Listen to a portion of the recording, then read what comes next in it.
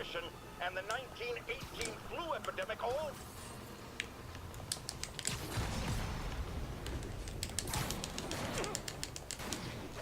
You don't remember much of that movie? Yeah, not everyone did. I know a lot of people didn't like it at all. Which is a shame because it wasn't bad. It just wasn't how much... I don't know. I didn't hate it as much as I thought I was going to going in. That being said, I understand where a lot of people are coming from with their dislike. If that makes sense. Trust me, it's less painful this way. I loved it. No, if you love Doctor Strange, that's good. I do like that people are enjoying Doctor Strange, who in the comic world, not the MCU, but in the comics, is kind of slept on. Because, like, I do kind of dislike that in a lot of Marvel scenarios, comic-wise, not movie-wise, unless you're an Avenger, you kind of got forgotten. And I know at some point everyone becomes an Avenger, but, like, some of the heroes just don't. Which is fine. You don't have to be an Avenger in the long run. When they're incapacitated.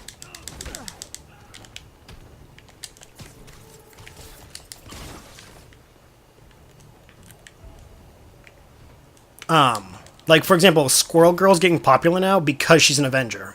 Before she became an Avenger, she wasn't that big. Which was a shame, because Squirrel Girl's awesome, and she's probably the only hero who can beat the fuck out of Thanos with the gauntlet on him.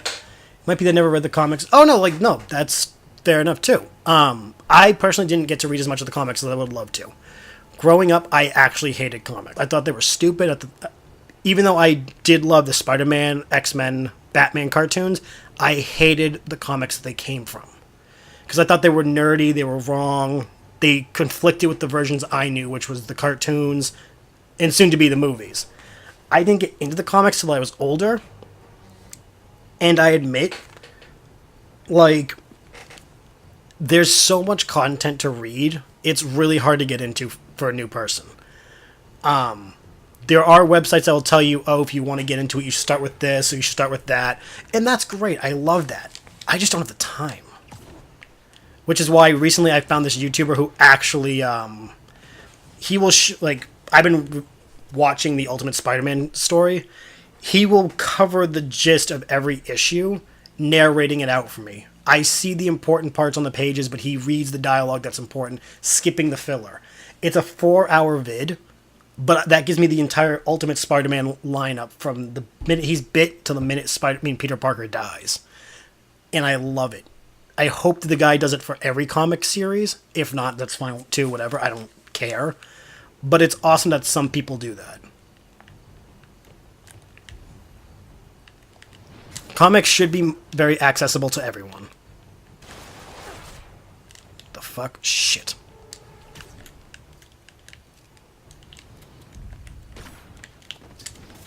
Put some of you guys away 8 years ago? Man, I feel old.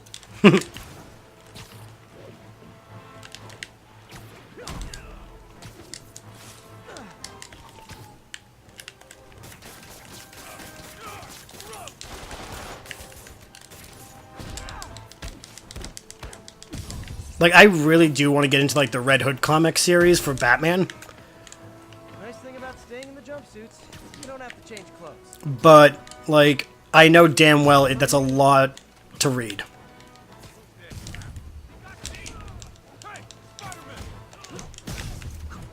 Especially because they're overarching storylines. It's not all, like, unique.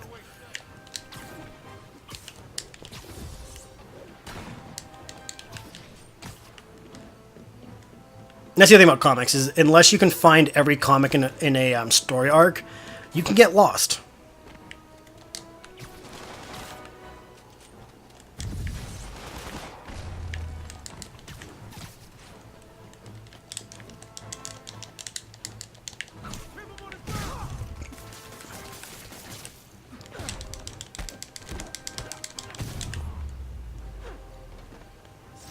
There we go. Those were some well-armed convicts. Yeah. They were well-armed, that is. Took me a minute to, like, finish my thought. So wait, did I get all of them? So all I need to do is the crimes, which is Sable and Prisoner. I think. There's no more, like... Oh, no, there's one more holdout. All units, a food supply station is being raided by F.E.A.S.T escapees. Incident is active So is near the Times tech Square. part of an insanity defense, or what?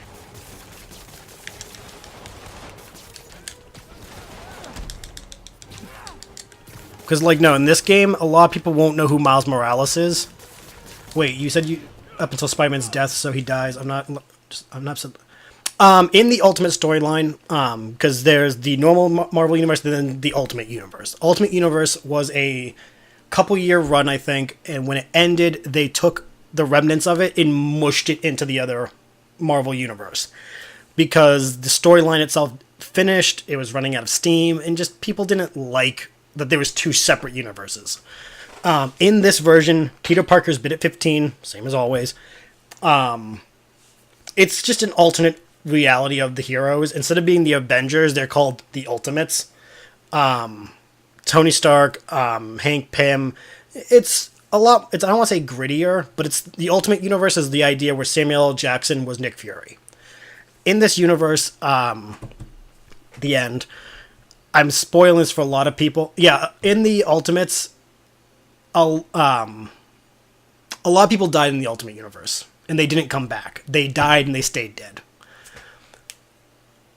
Exactly. But, in the Ultimate Universe, someone was going to... I think it was Bullseye was about to assassinate Cap. Parker took the bullet.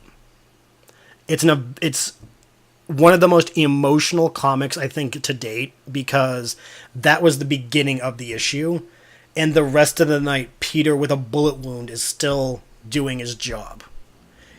He's like 20... I don't think he's even 20 yet. He's still a teenager, and with a gaping bullet wound, he is still protecting New York, fighting criminals, and just saving the day.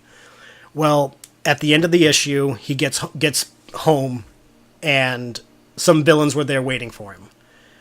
Destroyed his house, he stops them, though. But to stop them, he dies. He's unmasked because Mary Jane and Aunt May are cradling him, and they're devastated because Peter Parker's dead. And you see Peter in the white light, Uncle Ben's waiting for him. It's the most gut-wrenching thing ever, and I think there's actually a YouTube video where someone voice acted the thing. I'm gonna look for it because I actually think anyone who loves Spider-Man would... It's tear-jerking. Ultimate Spider-Man.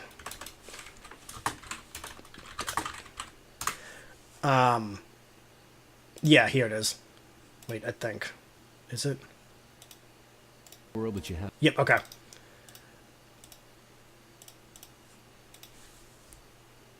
This was the first comic that I actually read of Spider-Man where I actually got, I got goosebumps, my hair, on my arm was raised, the gut feeling in my chest, all of it. This was the defining, holy shit, Marvel could do serious. And in this one, after it happens, with Peter dead, there was no Spider-Man. Miles Morales comes in and takes over as the new Spider-Man. And Miles is one of my favorite Spider-Men. My spider sense was tingling. I'm not kidding, though. This version that I just put in the channel, the person who did it, the voice acting is perfect. The music they put, at certain parts, so moving. It's 20 minutes, but it felt like a Spider-Man episode of, a TV show I didn't know I wanted to see. So if anyone has wanted to see something like that, that is the one I suggest they start with. It's phenomenal. You know what? You guys are just bad. You're not even a fucking crime. So, peace! See, this is what I love about playing Marvel games, is I get to talk about comics and heroes all day, and it's technically work. I love it. Apparently, Grand Larceny is one of the food groups now. Don't forget to... Wait. Achieve a combo of that or more. Cool kids table? Spider-Man! No. Oh no, I died! I haven't died that much in this game. Wait, is there a way to track how many times I've died? But no, if you can after the stream or whenever you're done watching, check out that video. It is amazing. Oh, it's so good. Because they also use a piano version of a song, I Will Follow You Into the Dark, by, I forget what the band is. And it's played while Peter's talking to Uncle Ben in the afterlife.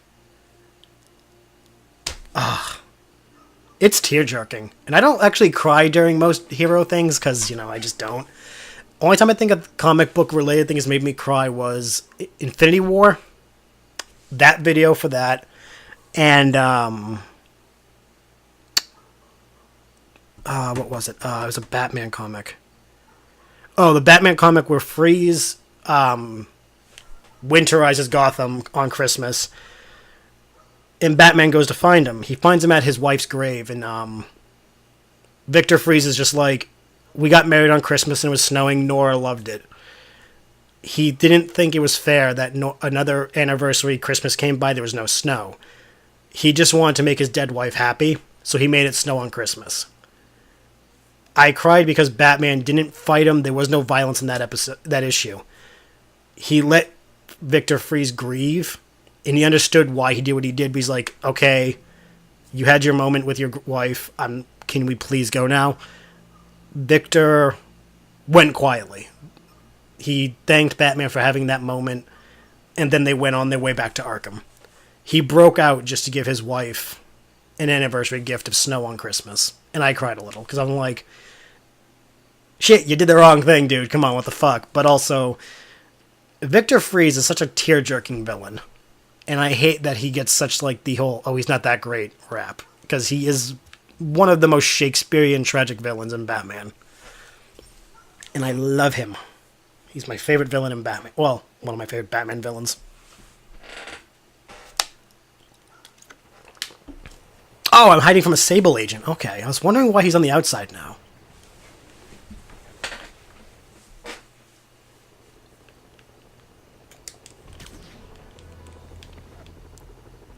My friend Britt also told me when I was streaming this game, like, a few episodes back, apparently Jessica Jones had a huge crush on Peter Parker in the comics.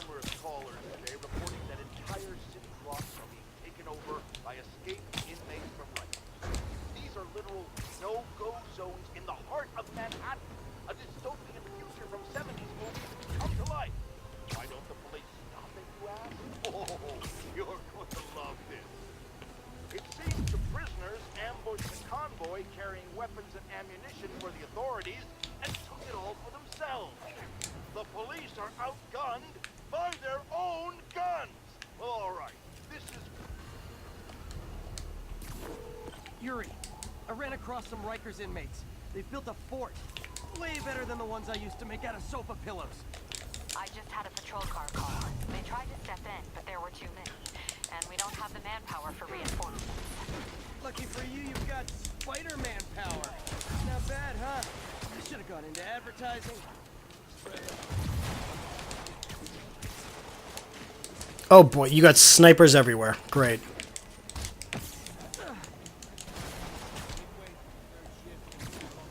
I hate when they have snipers. It makes it so hard for me to move around and do my spider thing.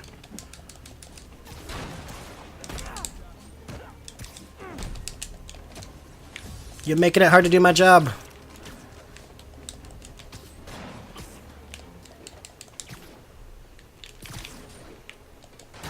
Oh shit.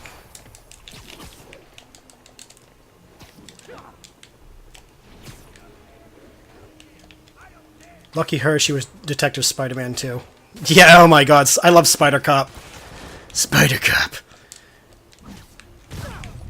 I think Spider Cop was my favorite part of this entire game. Especially when he even made that line, wouldn't it be weird if a hero actually talked like that and she just, like, there was a dead silence, like, did you just really say that?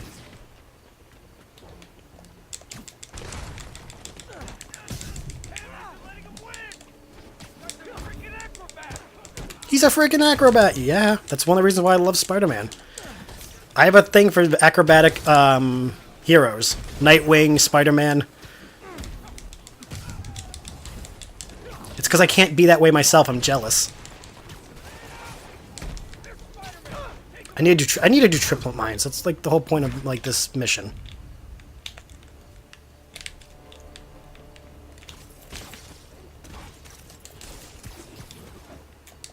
Okay, I need to do 2 more.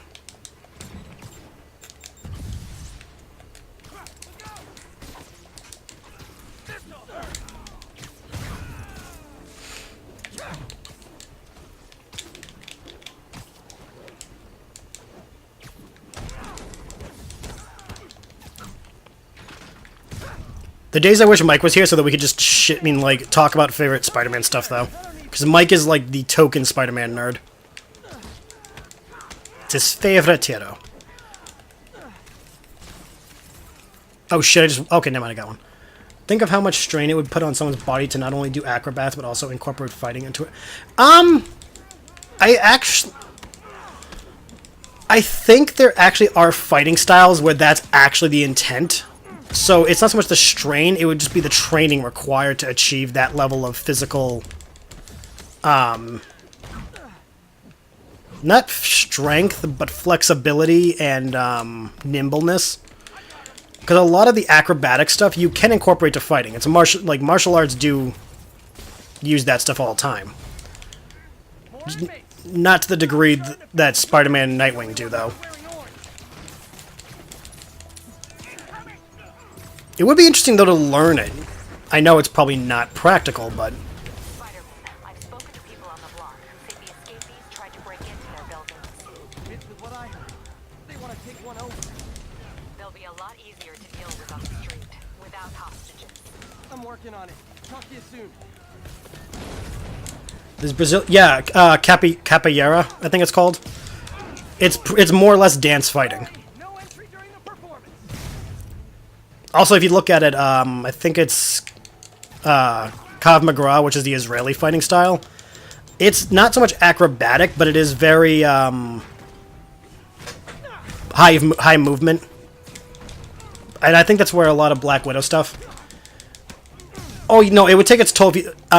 in all my years of martial arts thing, everyone's told, like, all my teachers have said, if a fight goes more than, like, 3 minutes, the body is going to be going through a lot of physical, like, wear and tear. Like, the Dragon Ball Z fights are way too unrealistic, because no fight could last more than that many minutes. Between physical wear and tear, adrenaline essentially overdosing, it's not practical. The body would burn out. You'd have, like, so many muscle damage. And I think that's why, like, acrobatic fighting requires all movement to be based on... Like, every move you make would have to be, like, a hit or dodge. No in between. No flourishing. I'm afraid there'll be a no-show fee. A no-show fee. Oh boy, oh shit, I mean... And I think that's why Nightwing and Spider-Man are the very few heroes who actually do that.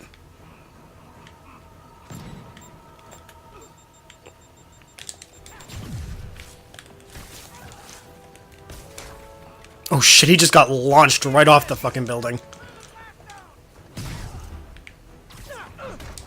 Because I've noticed whenever Nightwing does it, even he doesn't use the acrobats much. When he does, it's mostly to dodge or,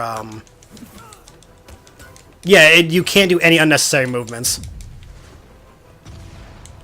Which, for the most part, a lot of the acrobatic heroes do. They incorporate a lot of...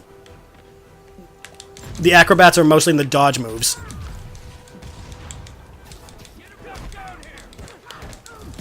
Granted, in Spider-Man's case, his body is completely built different anyway now. Like, the spider gene, I guess you can call it, enhances his, like, recovery, so he could probably do it longer. But he still probably shouldn't.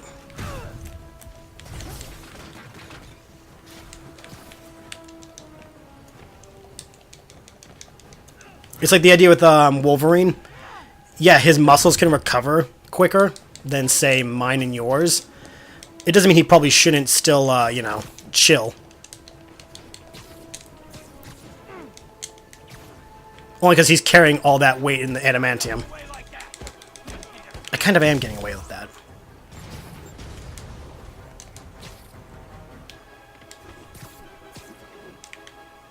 Where's the guy?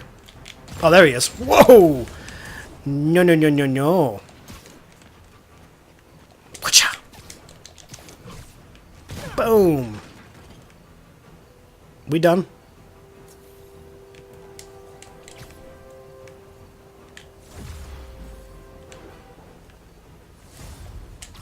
Yep. No, no, we're not. Where the hell's the last guys?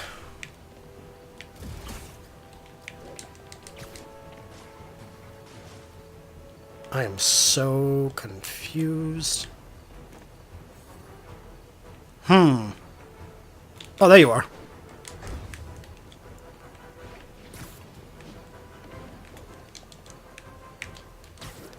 Plus, even though he can heal his injuries, recovery probably still put... Oh, you know, with Logan, yeah, healing does take energy. And, as you can see, he still feels pain.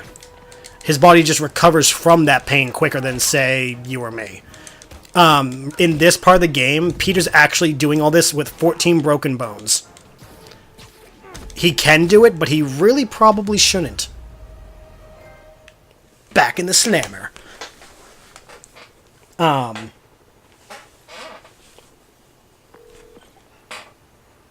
siege of Manhattan Fortress is over, milady. Thanks. I'll send some buses to take those guys back to their cells.